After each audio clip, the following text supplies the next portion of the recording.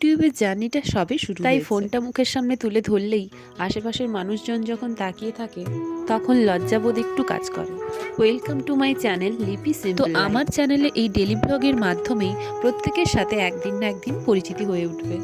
তো আজকের ব্লগটা আমি এখান থেকেই শুরু করলাম। আজকে আমরা সবাই বেরিয়েছি মন্দিরে যাব। মন্দিরটি হচ্ছে নাচিন্দা।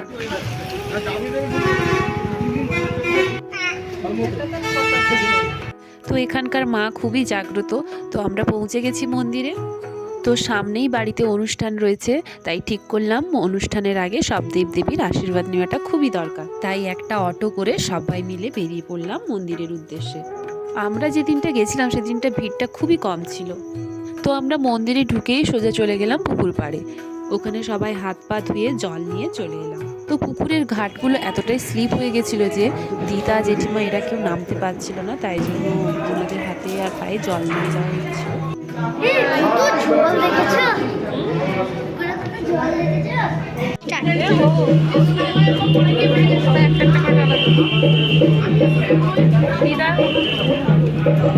বাবু বাবু আয় বাবু আলে হপ কর।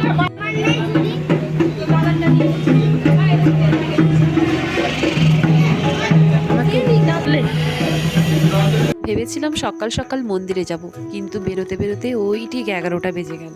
সকাল থেকেই না খেয়েছিলাম মন্দিরে গেলে অঞ্জলি দেব বলে, তো সেটা ঠিকঠাকভাবে দেওয়া হলো আমাদের। তারপর এখানে ঠাকুর দর্শন করে ঠাকুরের কাছে ডালাগুলো লাগি করে নিলাম।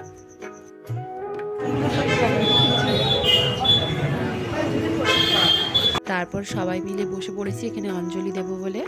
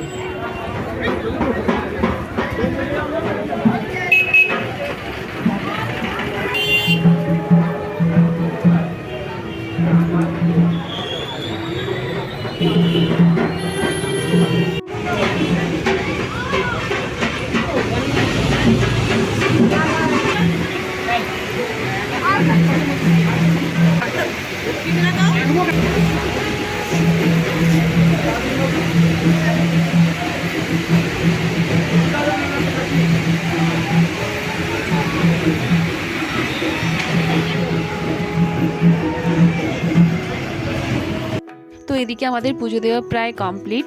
তো সবাই এখানে পুজো দিয়ে তারপর একটু সবাই বসে পড়েছিল। তো আমরা এখানে ধূপ টুপ এগুলো দিচ্ছিলাম ঠাকুরের কাছে।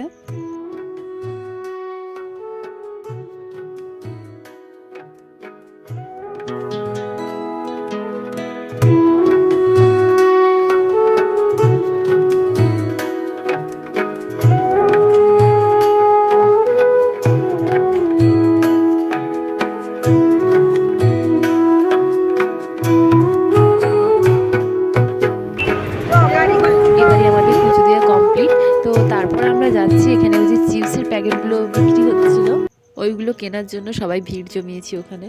তো মন্দির থেকে বেরোনোর পর এবার সবাই পেট পুজো করার জন্য অস্থির, কারণ সকাল থেকে সবাই না খেয়ে আছে।